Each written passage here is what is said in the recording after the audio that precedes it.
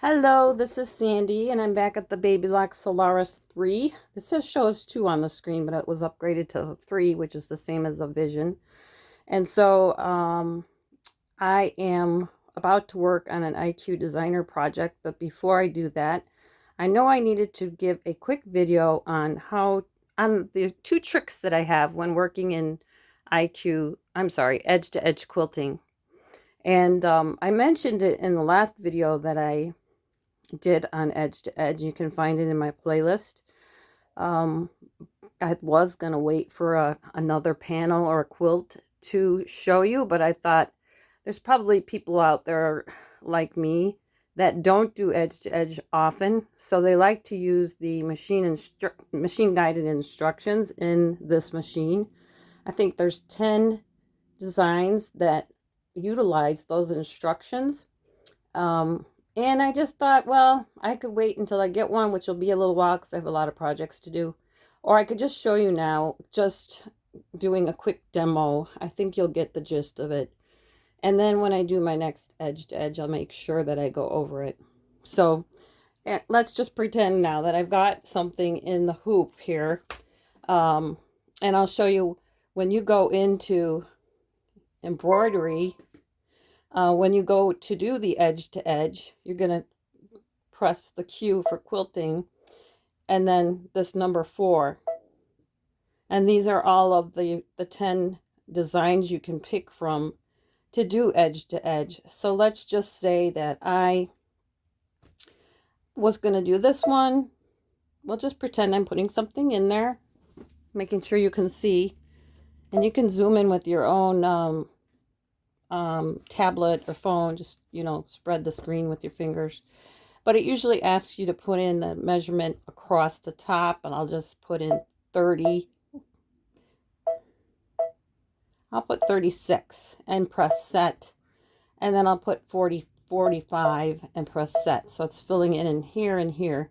And I'll just pretend I'm using a 10 and, well, let's see, I don't think I would ever use a 4x4 hoop. I don't know that it's going to know that I changed it and I just got the sample hoop in there, but normally I use the 10 and 5/8 by 16. So I'll just press next because I'm not going to flip it or do anything like that. So now it's showing me the measurements that I just put in. It's telling me that I've got 20 pieces, which means I have to rehoop this 20 times. So I put that into memory, and it's just saying it's in the memory, do we want to embroider the data? And I'll say, okay. So then it stores that in the last, this first position is the last item or design that you saved. So I would press this. And now this shows you the machine guided instructions is the first square. And all these other ones are like the rows across and the rows down, if you didn't want to follow the machine guided instructions. But I'm going to do that because that's what I'm doing in this session. So it shows me a 20. So I know I'm picking the right one. I press set. It'll be interesting to see if it yeah, it just starts with the machine instructions. It doesn't really care the hoop that I got in here yet. But it's just showing that I should begin sewing from the upper left corner of the fabric attached to the embroidery frame in the initial sewing position. So like if I had the right hoop in here, I'd make sure that my fabric was like over, just like they show here. You usually have batting like a sandwich. You have the backing, you got the batting, you got the top, and you just make sure that you put the hoop just outside on the left side and just above at the top, like an inch or about an inch on each side. So we'll pretend I did that. Now it's just telling me to move the pattern keys to align the upper left corner of the pattern area with the upper left corner marking of the area to be embroidered. So it's just making sure that I'm checking the angles is basically. It's just like a warning because the actual options to do the moving and the angle changes are on the next screens. So I press OK. Change to a large embroidery. So it is very smart. I could put this in here for now.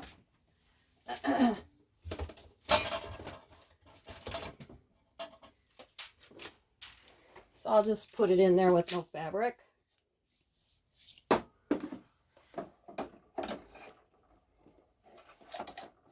There we go. The carriage will move. There we go. So you can see on the screen it's ready to go. And if I had fabric in here, I'd use these keys to move it up to the upper left corner of my fabric.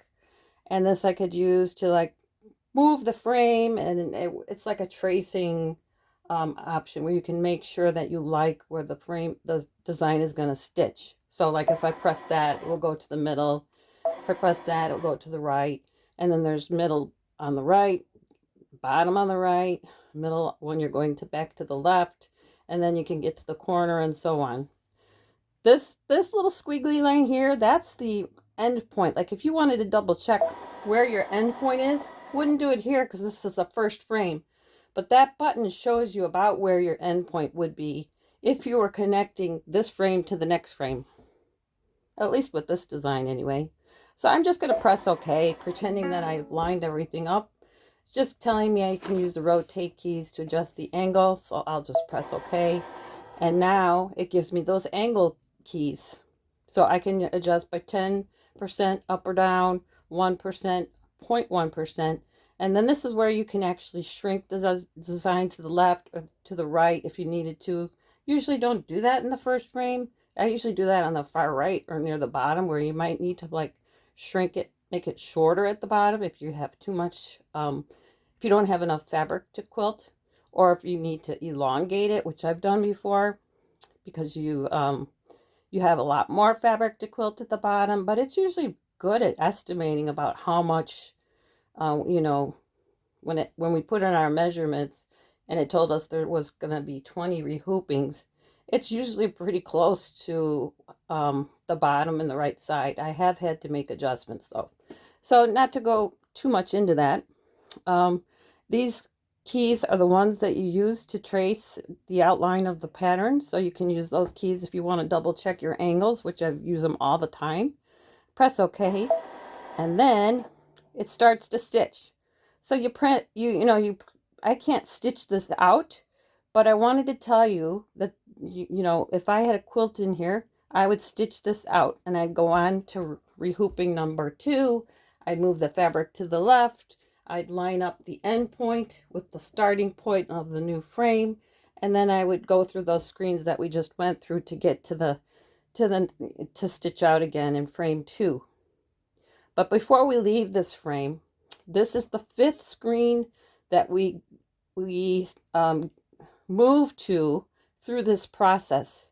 And this is where we embroider. So on the embroidery screen, you have the needle plus minus down here. And this is something really important to remember. Where you see the segment here after pressing the needle plus minus, that's the frame or the hoop that you're in. So this is the trick. If you know that you don't want to quilt this whole thing, or if you get to a point where you thought you could and then you can't, just make sure you keep track of the frames that you've embroidered or the hoops you've embroidered, and then you make note of that on where you want to start. You make sure you embroider the last frame and write down the starting point. So say if I went, the other day I did 5 frames across the top and I knew I wanted to start in the 6th frame. So I went to this, I did my stitching in the 5th frame. I ended up exiting this program because I knew the next day I would start on the 6th frame. I come to this screen and then I just use these arrows.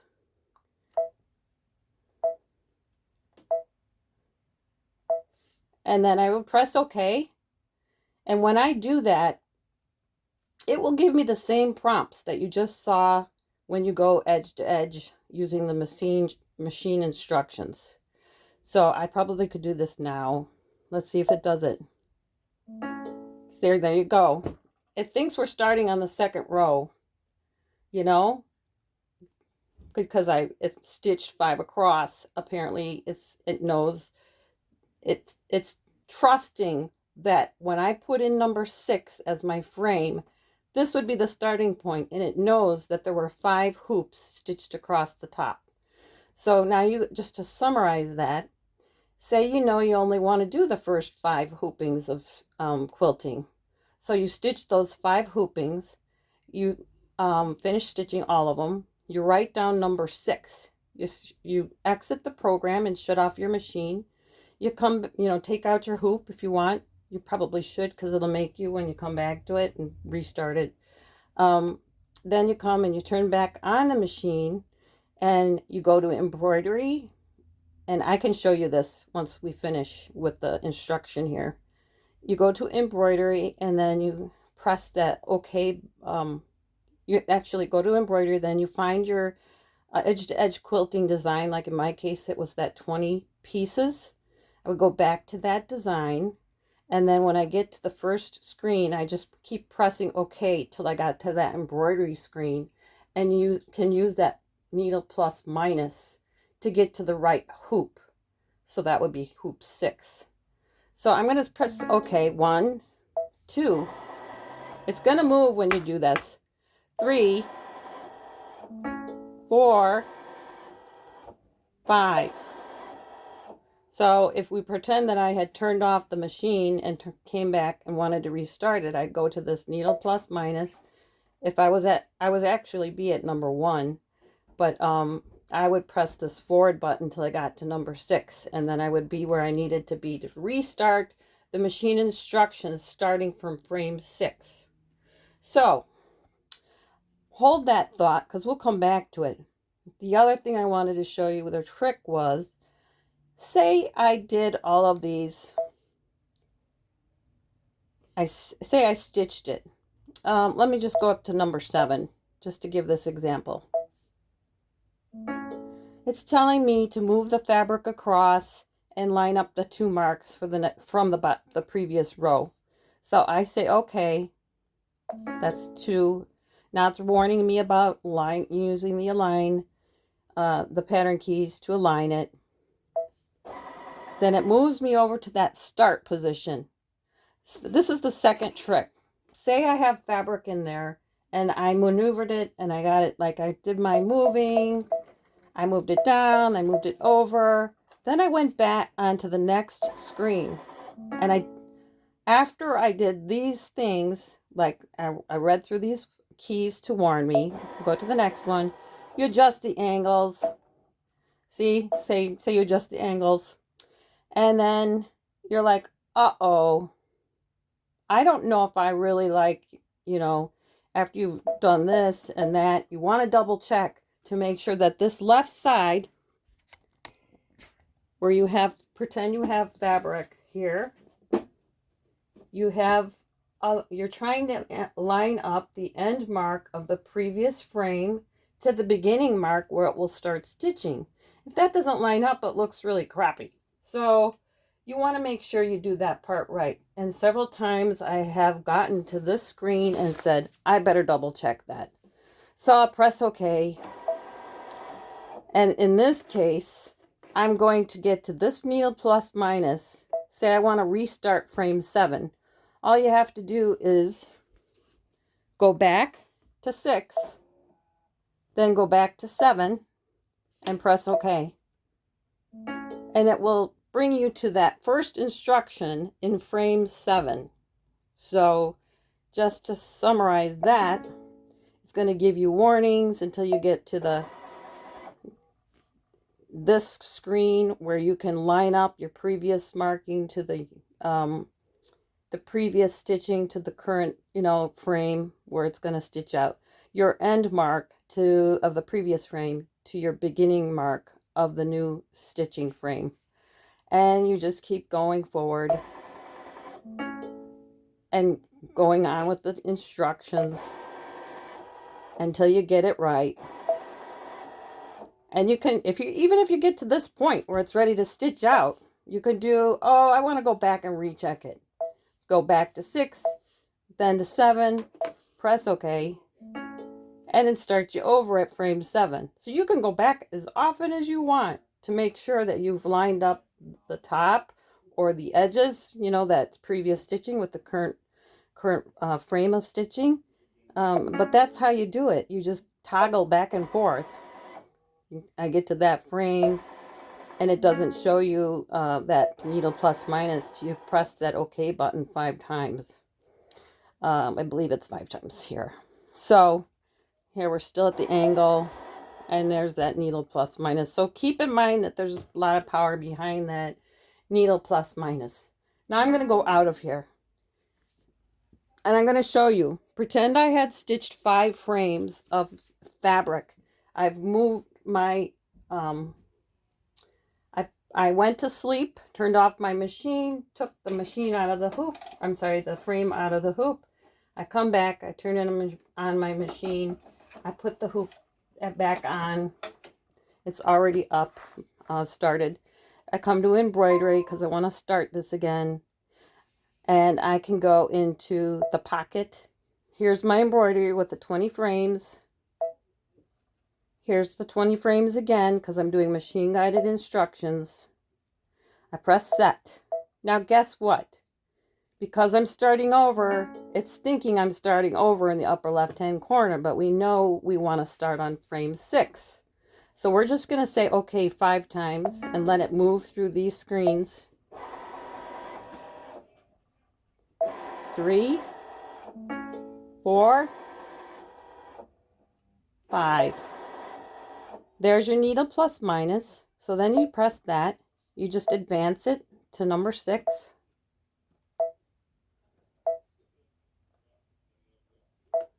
And it should show me the first row of the second row, first frame. So there we are. You're back at your machine guided instructions, and you just read them and proceed until you feel comfortable to, start making the moves. You're moving up and down. Again, this little squiggly is where you can recheck where the starting point is. If it's mostly used when you're connecting like one frame to the next in the row, like say 6 to 7 or 1 to 2 or 2 to 3 or 3 to 4, across. That's what I found it used for. And if you're down a row, in this first frame, I'd never use this. I only use it when I'm connecting that end point of the previous frame to the beginning point of the current frame. Again, these are the trace, where the trace keys, where it will actually move the frame and let you see where the stitching is going to fall. So I'm going to press OK. And I press OK, pretending I moved everything. And it wants me to check angles. Press OK. And I'd be like, okay, I lined up everything, but am I really sure that I've got my starting point up in the corner right? Want to double check it. So this is the second trick. Needle plus minus. I go back to 5, then up to 6, press OK, and it starts those machine guided instructions over, giving you the chance to realign the top if you need to. So that's my 2 tricks. I'm hoping you'll find it helpful, and hopefully I explained it clear enough. So if you like the channel, give the video a like. Let me know what you think. And again, I'll go over this. I'll try to go over it every time that I do the edge to edge, because I usually do have to end up using it for if I get distracted or something and I need to restart a frame, or if I don't want to do all the quilting in one night, which I usually don't. That's 20 hoopings. It took me the last time about 3.5 hours. So to do that many, which isn't that bad really, but maybe it was less than that. It goes fast with a large frame like this. So but that's all I can show you right now when it comes to those 2 tricks. And if you like what I'm doing, if you think it's helpful, leave a comment. Do subscribe, share it with a friend. I'm just doing this for fun. And give the video a like. Let me know what you think. So I hope you're having, if you celebrate, I hope you're having a great holiday. And if you don't, I hope you're healthy and feeling blessed anyway. Thank you so much for watching.